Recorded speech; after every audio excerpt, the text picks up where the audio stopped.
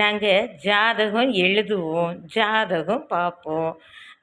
அதுபோக பார்த்தீங்கன்னா நிறைய காரியங்களில் சில பேருக்கு பின்தங்கி இருக்கிற காரியங்கள்லாம் என்னென்ன காரியங்களுக்கு அதுக்கு நல்ல ஆலோசனைகள் சொல்லுவோம். சரிங்களா? சில பேருக்கு தீராத பிரச்சனைகள் இருக்கும். அதுக்கு நல்ல மாதிரி நாங்கள் நிவர்த்தி பண்ணுற விதமாக அதுக்கான வழிமுறைகள்லாம் சொல்லுவோம், செய்து தருவோம். நல்ல பயனுள்ள தகவல்களாக இருக்கும். இது சஞ்சீவி மூலிகை. இது நாங்களே தயார் பண்ணி வச்சுருக்கிற மூலிகையாக்கும். இது எதுக்காக அப்படின்னு சொன்னால், சில இடங்களில் நிறைய துஷ்ட சக்திகளால் பிரச்சனைகளாக இருக்கும் பாருங்க.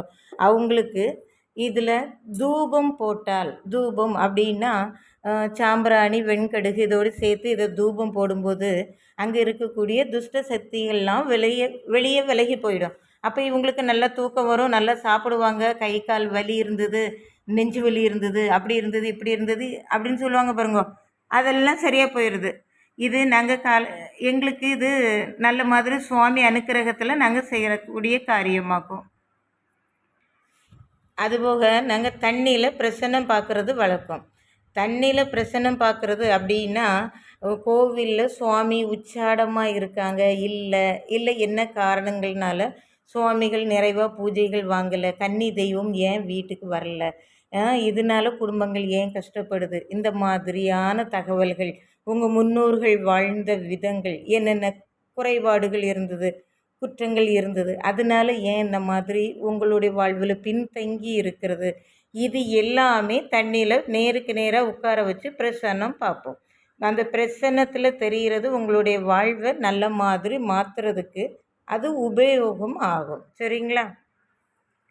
நிறைய நோய்கள் இருக்கும் பாருங்க சில பேருக்கு. அவங்களுக்கு நாங்கள் முறையாக பூஜைகள் பண்ணி அவங்களுக்கு ஒரு தாயத்தெல்லாம் கட்டுவோம். அந்த தாயத்தை கட்டின அன்னையிலேருந்து அவங்க அதுக்கு நல்ல மாதிரி ஆயிடுவாங்க. கிட்ட துஷ்ட சக்திகள் நெருங்காது. சில பேருடைய சூட்சமத்தினால சில பேருடைய வாழ்வு பாதிக்கப்பட்டு இருக்கு பாருங்களேன்.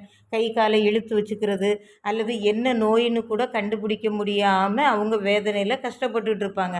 அந்த மாதிரியான ஆட்களுக்கு நாங்கள் அதுக்கு என்ன தீர்வு இருக்கிறது அப்படிங்கிறத பார்த்து நல்ல மாதிரி அவங்கள வாழ வைக்கிறதுக்கு வழி சொல்லுவோம், துணை நிற்போம். யாருக்காவது தேவைன்னா எங்களுக்கு பேசுங்கோ. நாங்கள் கன்னியாகுமரி மாவட்டம், மயிலாடி ஊர். என் பேர் ஷியாமளா. நான் தான் ஜாதகம் பார்க்குறவங்க. நான் தான் தண்ணியில் பார்த்து பலன் சொல்லுவேன். காணாது போன பொருட்கள் எதுவானாலும் வெத்தலையில் பார்த்து கண்டுபிடிச்சி சொல்லுவேன். யாருக்கு வேணாலும் தொடர்பு கொள்ளுங்கள். நல்லது.